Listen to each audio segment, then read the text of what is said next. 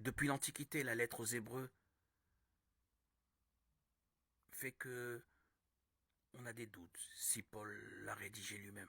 Hormis la fin, le style est trop différent de ces lettres que l'on connaît. Quel que soit l'auteur, c'est un grand écrivain qui maîtrise bien le grec. Quand a-t-il écrit cette lettre aux Hébreux?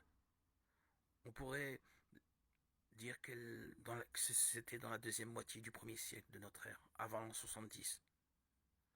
Pour qui? Pour des chrétiens en butte à des vexations et qui sont tentés d'abandonner la foi de leur baptême. La tradition les appelle Hébreux, peut-être à cause de la référence constante au culte de la première alliance, celle du Sinaï. Ils ne sont pas d'origine juive, mais ils connaissent bien les Écritures citées de nombreuses fois.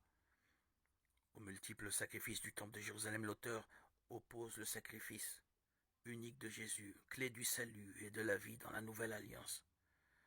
À sa suite, une formule liturgique étonnante dira que le Christ est à la fois le grand prêtre, l'autel et la victime.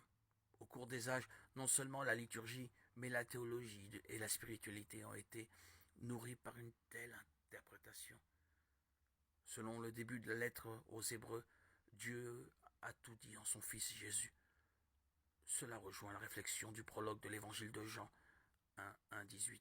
Jésus-Christ est la parole de Dieu, unique et définitive, et Dieu n'a rien de plus à dire. Entrer dans le mystère de cette parole est pour nous une expérience infinie, parfois difficile, toujours bénéfique.